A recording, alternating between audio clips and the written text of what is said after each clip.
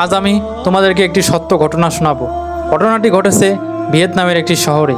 একজন বাবা তার মেয়েকে প্রতিদিন বড় হতে দেখছিলেন।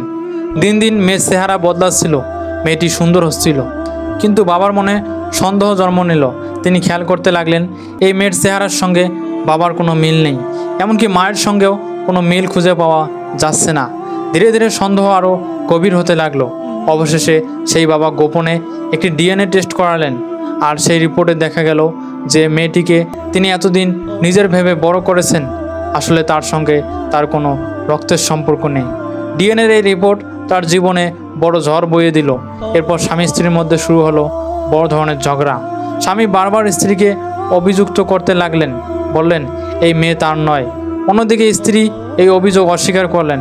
সংসারে অশান্তি বাড়তে থাকলো। অবশেষে এক পর্যায়ে স্বামী স্ত্রীর ডিভোর্স হয়ে গেল। ডিভোর্সের পর মেয়ের মা মেয়েকে নিয়ে শহর ছেড়ে চলে গেলেন। নতুন জায়গায় মেয়েকে নতুন স্কুলে ভর্তি করালেন। তিনি চাইলেন নতুন করে জীবন শুরু করতে, কিন্তু সেখানেই অপেক্ষা করছিল আরও বড় এক চমক। নতুন স্কুলে মেয়েটির সাথে আরেকটি মেয়ের গভীর বন্ধুত্ব গড়ে উঠল। আশ্চর্য ব্যাপার হলো দুই মেয়ের জন্ম তারিখ একই এবং জন্মসালও একই, তাই তারা খুব দ্রুত ভালো বন্ধু হয়ে গেল। একদিন জন্মদিনে দুই মেয়ের জন্য একটি অনুষ্ঠান আয়োজন করলেন ল্যানের মা। সেই অনুষ্ঠানে উপস্থিত হয়ে অং নামের ওই মা তাকিয়ে রইলেন ল্যান নামের মেয়েটির দিকে। অবাক হয়ে দেখলেন মেয়েটির চেহারার ভিতরে তিনি দেখতে পাচ্ছেন নিজের ছোটোবেলার বয়সের ছাপ, যেন তিনি নিজের ছোটোবেলাকে সামনে দেখতে পাচ্ছেন। মনের ভেতরে প্রশ্ন জাগলো। তিনি চুপ করে থাকতে পারলেন না। পরবর্তীতে তিনি ল্যানের মায়ের সাথে যোগাযোগ করলেন। তাদের মধ্যে দীর্ঘ আলোচনা শুরু হলো, আর সেই আলোচনার পর বের হলো আসল সত্য। আসলে দুই মেয়ের জন্ম হয়েছিল একই সময়ে একই হাসপাতালে। জন্মের পর নার্সদের ভুলের কারণে তারা একে অন্যের পরিবারে গিয়ে বড় হতে থাকে। একজনের মেয়ে অন্য পরিবারের কাছে, আরেকজনের মেয়ে আরেক পরিবারের কাছে। এই বড় ধরনের ভুলের কারণে দুটি পরিবারেই বছরের পর বছর ধরে ভেবেছিল এই মেয়েটি তাদের নিজের।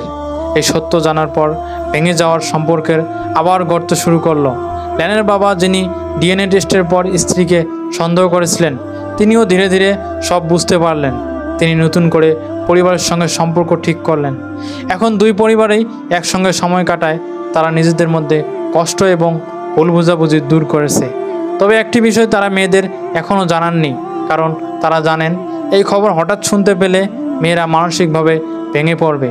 তাই তারা ঠিক করেছেন উপযুক্ত সময় এলে ধীরে ধীরে সব জানানো হবে।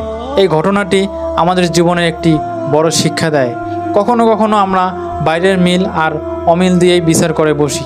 আমরা তাড়াহুড়ো করে সিদ্ধান্ত নেই, দোষ দেই, এমনকি সম্পর্ক ভাঙার মতো কঠিন পথটাও বেছে নেই। অথচ অনেক সময় সত্য আমাদের কল্পনার বাইরে থাকে। একজন বাবার সন্দেহে পরিবার ভেঙে গেছিল, কিন্তু সত্য প্রকাশ হওয়ার পর দেখা গেল সেটা ছিল কেবল একটি ভুল। যদি মানুষ একটু ধৈর্য ধরে, যদি কথা বলে, সব জানার চেষ্টা করে, তবে হয়তো এত ভাঙা করা আর হতো না। আজকের এই কাহিনী আমাদের মনে করিয়ে দেয় বিশ্বাস আর ধৈর্য সম্পর্কের সবচেয়ে বড় ভিত্তি। আমরা যদি সম্পর্কের ভিতরে সন্দেহের দেয়াল তুলে থাকি, তাহলে সেই সম্পর্ক কখনো টিকবে না। কিন্তু যদি আমরা ধৈর্য ধরি, যদি আমরা খোঁজ নেই আসল সত্যের, তবে অনেক ভুল বোঝাবুঝি মিটে যাবে। মনে রেখো, পরিবার শুধু রক্তের বন্ধনে গড়ে ওঠে না, পরিবার গড়ে ওঠে ভালোবাসা, বিশ্বাস আর একে অপরের পাশে থাকার শক্তিতে। এই গল্প আমাদের শেখায় ভুল সন্দেহ অশান্তি আনে, কিন্তু সঠিক বিশ্বাস শান্তি নিয়ে আসে। তাই জীবনের যত কঠিন পরিস্থিতি আসুক, একে অপরকে বোঝার চেষ্টা করুন। বিচার করার আগে সত্যটা জানার চেষ্টা করুন।